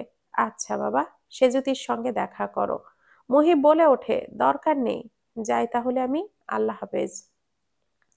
মুহিব বাসা থেকে বের হয়ে গাড়িতে বসতেই তার মনে পড়ল সে যদি তখন মাথায় ওড়না দিয়ে রেখেছিল, এই জন্য অন্যরকম দেখতে লাগছিল তাকে। এই সামান্য একটা নতুনত্বে কিভাবে একজনের চেহারায় এত পরিবর্তন এসে গেল, সেটাই বুঝে পাচ্ছে না মুহিব। মুহিবের গাড়ির হর্নের শব্দে রান্নাঘর থেকে শুনতে পেল সে জুতি। তার ভুরু কুঁচকে গেল। সে মাত্রই দুপুরে রান্না চড়িয়েছে, এক চুলায় বিরিয়ানি আর অন্য চুলায় দুধ চা। মুহিব নাকি সকালে 1 কাপ দুধ চা খায়। সে যদি ঘর্মাক্ত শরীর নিয়ে বের হলো রান্নাঘর থেকে। তাকে আসতে দেখে তার বাবা মুখে গাম্ভীর্য এনে বলে ওঠে, মুহিব তো চলে যাচ্ছে। সে যদি মুখ ফসকে বলে ওঠে, কোথায়? মা, তুমি কিছু জানো না? কি জানবো? মুহিব আজকে ঢাকায় চলে যাচ্ছে। ও। উনি ভারী অবাক হলো এবং কড়া গলায় বলে, মুহিবের সঙ্গে বিয়ে করার সিদ্ধান্ত তোমার ছিল। আমি কিন্তু এক ঘরে 2 মেয়ে দিতে চাইনি। তুমি জোর গলায় বললে এই ছেলেকে বিয়ে করবে, না হলে বিয়েই করবে না। এই জন্য, কেবল তোমার জন্য আমি রাজি হয়েছি। সে যদি মাথা থেকে ওড়নাটা সরিয়ে বলে, এসব কথা অযথা এখন কেন বলছো আব্বু? উনি রাগী গলায় বলে ওঠে, অযথা বলছি না, তুমি নিজের ইচ্ছায় মুহিবকে বিয়ে করেছো। আমরা তোমার সিদ্ধান্তকে সম্মান করেছি। এখন তোমার উচিত আমার সম্মান রাখা। সে যদি ভুরু কুঁচকে তাকিয়ে থাকে। বাবার কথা তার মাথায় ঢুকছে না। সে বলে, আচ্ছা, তোমার সম্মান আমার কাছে আমানত স্বরূপ, এর খেয়ানত হবে না। এটুকু বলে সে রান্নাঘরে এসে চুলায় বসানো কেটলি থেকে দুধ চা ফেলে দিল। তাদের বাসার সাহায্যে কর্মী বকুল আপা তো দেখে থ হয়ে যায়। বকুল জানে ছোট আপামনির মেজাজ বেশ চড়া, হুট করে রেগে যায়, আর রাগের স্থায়িত্বও দীর্ঘমেয়াদী হয়। সেজুতি বিরিয়ানি চড়ানো চুলাটাও বন্ধ করে দিতে দিতে বলে, বকুল আপা, বাকি রান্না তুমি করো। বকুল ভয়ে ভয়ে বলে, কিন্তু ছোট আপা, রান্না না আপনার করার কথা ছিল? আমার অনেক কথাই তো ছিল বলি, তবে সব তো আর রাখা সম্ভব না। আমি রুমে যাচ্ছি, কেউ যেন আমাকে না ডাকে, নিজে থেকে উঠে দুপুরে খাবো। আচ্ছা আপা। সে যদি নিজের রুমে বেশ শব্দ করে দরজার খিল লাগালো, এরপর একটা জোরে শ্বাস ফেলে বলে ওঠে, গেছে ভালোই হয়েছে, আনকালচারাল একলা লোক। সে বিছানায় এসে ঘাপটি মেরে শুয়ে উঠে বসলো। বিছানার চাদর থেকে মুহিবের গায়ের গন্ধ ভেসে আসছে। কি একটা যন্ত্রণা। সে একবার ভাবলো চাদর বদলাবে, পরে আর বদলালো না, সেভাবেই শুয়ে পড়ে। মুহিব সেদিন দুপুরের আগেই রওনা হলো। সে ভেবেছিল সে যদি অন্তত একবার তাকে কল করে বিদায় জানাবে, এসে সি আপ করবে, আর তা অবশ্য করেনি। যখন সে যদি ফোন কলও সে পেল না, তখন নিজের ওপর রাগ হতে লাগলো। এই অহংকারী মেয়েটার জন্য সে আমেরিকা থেকে ছুটে আসলো, লাভ কি হলো এসে? জুই অপারেশন করার জন্য প্রস্তুতি নিয়ে নিয়েছে, সঙ্গে সব ব্যবস্থাও করে রেখেছে। আজ থেকে প্রায় 5 বছর ধরে সে ব্রেন টিউমারের মতো মরণ ব্যাধিতে আক্রান্ত। এর আগেও একবার তার অপারেশন হয়েছে, কিন্তু অসুখ সারেনি। এবারও অপারেশন হবে, কিন্তু জুয়ের মন বলছে সে আর বাঁচবে না, তার আয়ু শেষ। সে মনে মনে যা ভাবে তাই ঘটে। এর আগে বহুবার সে যা ভেবেছে তাই ঘটেছে। কালকে রাত থেকে তার খাওয়া বন্ধ। ওটি আজকে দুপুর 1টায় হবে, তার অপারেশন থিয়েটারে। ডক্টর অ্যালবার্ট সহ কানাডিয়ান এক বিখ্যাত সার্জনও থাকবে। জটিল এক অপারেশন যাকে তারা চ্যালেঞ্জ হিসাবে গ্রহণ করছে। আমেরিকানরা চ্যালেঞ্জ নিতে বড্ড পছন্দ করে। সে খুব সকালে উঠে সানরাইজ দেখেছে, তখনও হসপিটাল বেডে। অভিক চুপটি করে ঘুমাচ্ছিল, এখনো ঘুমাচ্ছে। জুই গিয়ে তার কপালে চুমু দিল। কালকে রাত থেকে কত হাজার বার সে ছেলেকে আদর করেছে, তার কোনো হিসাব নেই। অবুঝ অভিক কিচ্ছুটি বোঝে না, মায়ের ওপর দিয়ে কি যাচ্ছে কিছুই জানা নেই তার। জুয়ের চোখ ভরে এলো। আচ্ছা, তার বেবি যে দুধ ডিম খেতে চায় না, সে মারা গেলে কে অভিককে বোকা বানিয়ে পুডিং বানিয়ে দেবে? সকালে ঘুম থেকে উঠে কান্না করলে কে আদর করে কান্না থামাবে? রাতে ঘুমানোর আগে কে বেড টাইম স্টোরিজ শোনাবে? জুই নিজেকে শান্ত করে অভিকের কাছে গিয়ে গা ঘেঁষে বসে পড়ে। জুইয়ের এই পৃথিবীতে আপন বলতে কেউ নেই। আচ্ছা, অভিকের বাবাকে কি একবার কল দিবে? না থাক, ওর সাথে বহু আগেই সব সম্পর্ক ছিন্ন হয়েছে, নতুন করে এইসব ঘটনার দরকার নেই। তাছাড়া সে যদি মারা যায়, তাহলে অভিকের বাবার জন্য বেশ বড় ধরনের একটা শক অপেক্ষা করছে। অভিকের দিকে তাকালো সে। 8টার মধ্যে তাকে ইনজেকশন পুশ করবে ডক্টর। তার হাতে আরো 2 ঘন্টা আছে। জুই ঠিক করে এই 2 ঘন্টা সে প্রাণ ও চোখ ভরে অভিককে দেখে নিবে। জুই আচমকায় কেঁদে ওঠে, প্রায় ফিসফিস করে বলে ওঠে, হে করুণাময়, তুমি যদি আমাকে অভিকের কাছ থেকে ছিনিয়ে নাও, তাহলে আমার বেবির জন্য একটা মা পাঠিয়ে দাও, যে অভিককে আদর করে খাইয়ে দিবে, রাতে বুকে জড়িয়ে ধরে ঘুম পাড়িয়ে দিবে। প্লিজ, আমার ছেলেকে কোনো কষ্ট দিও না, ও বড্ড আদুরে মানুষ। খাবারের অভাবে মারা যায়, আর আমার বেবি হয়তোবা আদরের অভাবে মারা যাবে। তার কাদার বেগ বেড়েই চলল। সে একটু শব্দ করেই বলে, জানি আমি অনেক বাচ্চামো প্রার্থনা করছি, কিন্তু প্লিজ আমার বেবির জন্য একটা মা পাঠাও ঈশ্বর, নয়তো একটা অ্যাঞ্জেল পাঠাও। এটা একজন মায়ের দাবি। ফজরের নামাজের পর সকাল সকাল ঘুম থেকে উঠে মনোয়ারা আক্তার বাগানে এসে বসলেন। উনি এসে বসতেই বাসার কাজের লোক 1 কাপ চা বিস্কিট দিয়ে গেল, সঙ্গে পান। তিনি প্রতিদিন সকালে 1 কাপ চা আর 2 পিস বিস্কিট খাবেন, এরপর একটা পান। তারপর ঘন্টাখানেক পর বাড়ির সবার সাথে নাস্তা সারবেন। আজকে মনোয়ারা আক্তারের মেজাজ অত্যন্ত খারাপ, তাই তিনি বিস্কুট খেলেন না। চা খেয়ে মুখে পান পুরে নিলেন। যাদের পান খাওয়ার অভ্যাস আছে, তাদের রাগ উঠলেই পান খাওয়া চাই চাই, না হলে রাগের মাত্রা ক্রমশ বাড়তে থাকে। মুখ ভর্তি পান খেতে খেতে পানের পিক ফেলে দিলেন তিনি। তিনি যখন প্রচন্ড রেগে থাকেন সাধারণত তখনই মুখ থেকে পানের পিক ফেলেন যেখানে সেখানে। মনোয়ারা আক্তার মূলত 2-3 কারণে রেগে আছেন। প্রথমত, মহিব বিয়ের পরপরই কোনো কথা না শুনে ঢাকায় চলে গেল। আজকে 7 দিন হতে চলল ছেলের আসার নাম নাই। নতুন বউ বাপের বাড়ি পড়ে আছে। মহিব নাকি তাকে বাপের বাড়িতে থাকতে বলেছে। এই জন্য ছোট বৌমা আর শ্বশুর বাড়ি আসছে না। তিনি নিজে ফোন করিয়ে সেজুতিকে এ বাড়িতে আনতে পারেননি। মেয়ের সাহস দেখে তিনি অবাক। এই 2 কারণে তিনি গত 7 দিন যাবৎ রেগে আছেন। কালকে রাতে আবারও একটা ঘটনা ঘটেছে যার জন্য তিনি বেজায় ক্ষেপে আছেন, যদিও সেটা ব্যবসায়িক ক্ষেত্রে। এই বয়সে আর ব্যবসা বাণিজ্য তার ভালো লাগে না। 2 ছেলে থাকতেও অনেক কিছু তাকেই সামাল দিতে হচ্ছে। এই নিয়েও তার ছেলেদের প্রতি রাগ। শরীরটাও ভালো যাচ্ছে না, অসুখ লেগেই আছে। পরশুদিন প্রেসার বেড়ে গিয়ে খুব বাজে অবস্থা হয়েছিল তার। উনি উঠে দাঁড়ালেন, আর একটু ঘুমাতে পারলে ভালো হয়। কালকে সারা রাত ঘুম হয়নি তার। প্রেসারের ঔষধ নিতে হবে। মনোয়ারা আক্তার দিনকাল ভালো যাচ্ছে না তার। তার দলের মধ্যে গ্যাঞ্জাম চলছে। এরা যখন তখন নিজেদের মধ্যে হামলে পড়বে। তাহলে অনেক বড় লস হবে তার। এছাড়াও এতদিন তার সঙ্গে সেই সব বড় বড় ব্যবসায়ীদের রগে রগে ভাব ছিল। উঠতে বসতে জি আপা করত। এরা আজকাল প্রতিদ্বন্দ্বী পার্টির সঙ্গে খাতির লাগিয়েছে। সরকারি কর্মকর্তাদের সঙ্গেও তেমন একটা ভাব জমছে না। ভিসি সাহেব কঠিন লোক, কিছুতেই তাকে হাত করা যাচ্ছে না। জনগণ অবশ্য তার পক্ষে আছে, কিন্তু রাজনীতিতে টিকে থাকার জন্য জনগণের কোনো ভূমিকা নেই। এরকম চলতে থাকলে তো আগামী বছর সে আর আসন ধরে রাখতে পারবে না। যে পরিবার বংশ পরম্পরায় রাজনীতি করে সেই পরিবার থেকে যদি রাজনৈতিক ক্ষমতা হারিয়ে যায় তবে তাদের বিনাশ ঘটে। মনোয়ারা আক্তারের মনে হচ্ছে তাদের পরিবারের বিনাশ ঘটতে চলেছে। কালকে সারা রাতে ঘুমাতে না পারার কারণ হলো তার ম্যানেজার জানিয়েছে তাদের এক নারী কর্মী মারা গেছে। মেয়েটার মারা যাওয়ায় মনোয়ারা আক্তারের না ঘুমানোর কারণ না, বরং এমন অনেক মেয়েই মারা যায়, এতে অভ্যস্ত হয়ে আছেন তিনি। কিন্তু এই প্রথম পুলিশ ঝামেলা করছে। পুলিশের ঝামেলা করার কথা না, কিন্তু তবুও এরা সমস্যা তৈরি করছে। কে বা কারা যেন কেস ফাইল করেছে। নিশ্চয় বিরোধী দলের ষড়যন্ত্র এটা।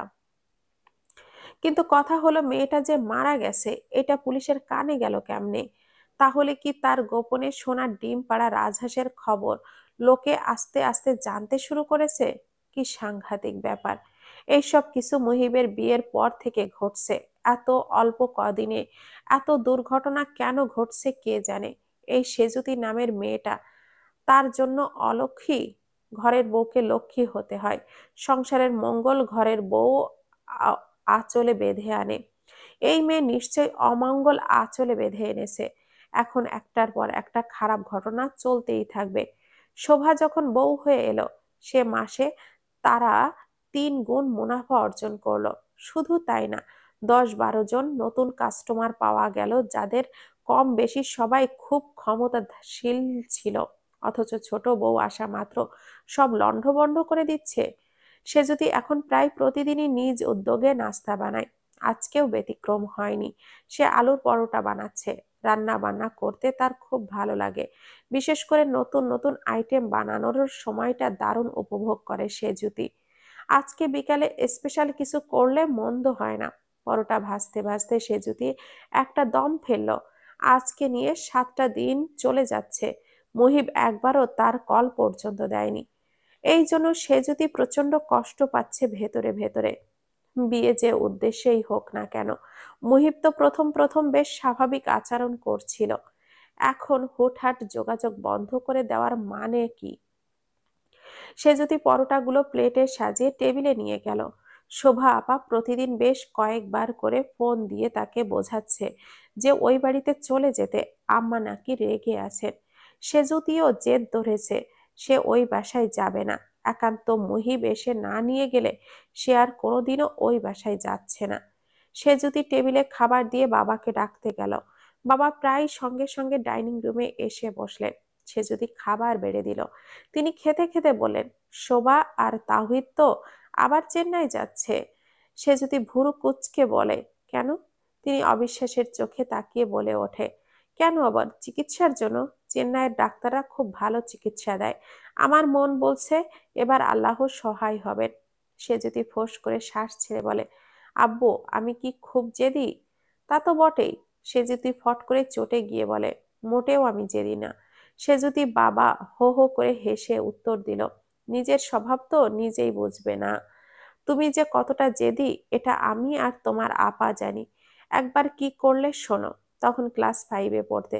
তোমার মাথায় আগে উকুন ছিল। তোমার কোনো বান্ধবী যেন এই নিয়ে ক্লাসে হাসাহাসি করলো। তুমি বাসায় এসে প্রথমে নিজে নিজেই উকুন বাছা শুরু করলে।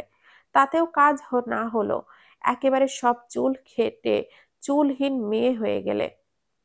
সে যদি বিরক্ত প্রকাশ করে। উনি বলে ওঠে, পরোটা খুব মজা হয়েছে রে মা। তোর মা বেঁচে থাকলে খুব খুশি হতো। কেন? মায়ের চেয়ে যদি মেয়ে ভালো রাঁধুনি হয় তাহলে মায়েরা খুব বেশি খুশি হয়। আর তুমি একজন চমৎকার রাঁধুনি। একবার তো তোমার হাতের রান্না খাবে, সে আজীবন এই হাতের রান্নার স্বাদ মনে রাখবে। সে যদি স্মিত হাসলো। খাওয়া শেষ করে সে যদি রুমে এসে ফোন হাতে নিয়ে বসে রইল। বারবার ডায়াল লিস্টে গিয়ে ফেরত আসে সে। ওই যে সে জেদি। তবে সে কেন আগে কল দিবে? যে দূরে গেছে সে ফোন দিবে। সে যদি তো কোথাও যায়নি, নিজের বাসাতেই আছে, তাই কাউকে কল দেওয়ার প্রয়োজন নেই তার। হুট করেই ফোনটা বেজে ওঠে। সে যদি মনে মনে খুশি হয়ে যায়, নিশ্চয় মুহিব কল করেছে।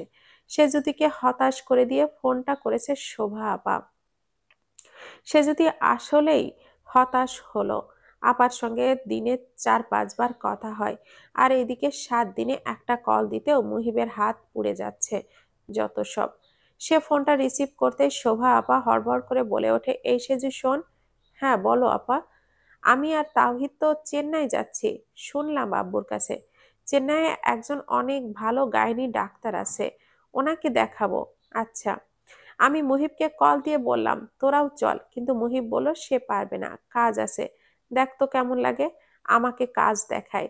সে যদি হতভম্ব হয়ে বলে, আমরা কেন যাব চেন্নাই? ঘুরতে। তামিলনাড়ু নাকি অনেক সুন্দর। তোর দুলাভাই বলল। দুলাভাই গিয়েছে তামিলনাড়ু? না যায়নি। তাহলে জানলো কিভাবে সুন্দর? আহা চুপ করতো।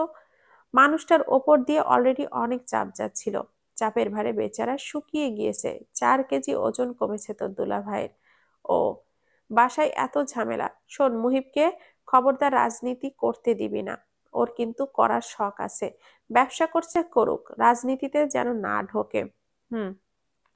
ভাবলাম তুই আর মুহিবও যাবি আমাদের সঙ্গে। ঘুরবি তোরা।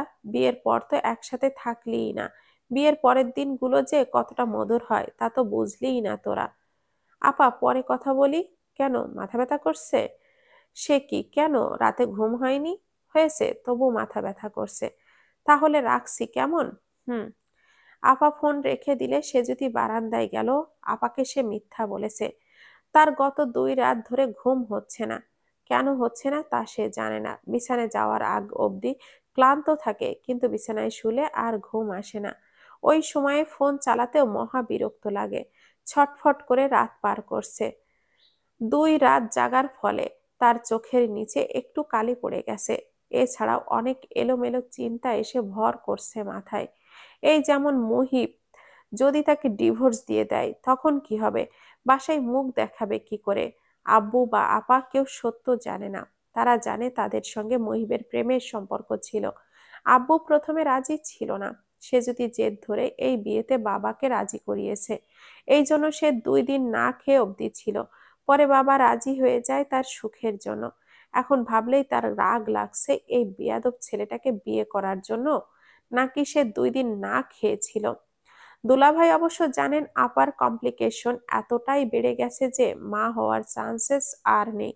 এটা থাইল্যান্ডের ডক্টর রিপোর্ট দেখে প্রেডিক্ট করেছে। থাইল্যান্ড গিয়েও কাজ হলো না, এখন ছুটেছে চেন্নাই। চেন্নাইতেও কোনো গতি না হলে দেখা যাবে দুলাভাই আপাকে নিয়ে কানাডা যাবেন। চেষ্টার কোনো কমতি নেই। শোভা আপা বড্ড অদ্ভুত স্বভাবের। তার মন খারাপ ভাব বেশিক্ষণ স্থায়ী থাকে না, অল্পতেই খুশি হয়ে যায়। এই যে দুলাভাই হইচই করে চেন্নাই নিয়ে যাচ্ছে, এতে আপা আগের সব দুঃখ ভুলে যাবে। কি অদ্ভুত। তাকে দেখে বোঝার উপায় নেই যে সে চিকিৎসার জন্য বিদেশে যাচ্ছে। দেখে মনে হবে তার ভ্যাকেশন করতে যাচ্ছে। খুশি খুশি ভাব মুখে সর্বদাই থাকবে। ফোন দিয়ে ঘন্টা খানেক চমৎকার চমৎকার গল্প বলবেন। বিদেশ থেকে পার্সেল পাঠাবে সেজুতিকে। ফেরত আসার সময় এক গাদা গিফট নিয়ে ফিরবেন। কে বলবে শোভা নামের এই চমৎকার মহিলার এত বড় কষ্ট আছে? এদিকে মহিবের আম্মাও কম আজব নন। সে কি ভেবে তাকে পুত্রবধূ করতে চাইলেন কে জানে। সেজুতিকে উনি নিজেই লজিক দেখিয়েছেন, সেটা সেজুতির কাছে বুলশিট মনে হয়েছে। আপা কনসিভ করছে না, এই জন্য তাকে যদি মুহিব বিয়ে করে এতে লাভ কি? মানে এমন তো না যে মুহিব আর সেজুতির সন্তান হলে আপাকে দিয়ে দিবে। এটা অসম্ভব। এইসব ফ্যাক্ট তখন সেজুতির মাথায় ছিল না। ওই সময় মনোয়ারা আক্তার এমন একটা কথা বলেছিল যার জন্য সে আর এক দণ্ড ভাবতে পারেনি। সঙ্গে সঙ্গে মুহিবকে বিয়ে করার জন্য রাজি হয়ে যায়। উনি বলেছিলেন সে যদি মুহিবকে বিয়ে না করে তবে উনি আব্বুকে মিথ্যা পুলিশ কাচারির মামলায় ফাঁসিয়ে জেলে পাঠাবে। সে যদি জানতো এই মহিলা খুব ডেঞ্জারাস, লোক মুখে শোনা। সেদিন এর প্রমাণ পেয়ে যায় সে। প্রচুর ভয় পেয়েছিল সে। সেজুতির বাবা একজন ব্যবসায়ী, রোজগার খারাপ না, বেশ ভালো। কিছু তাদের এত ক্ষমতা নেই যে মনোয়ারা আক্তারকে টেক্কা দিবে। তাই মুহিবকে বিয়ে করতে দ্বিমত করেনি সে।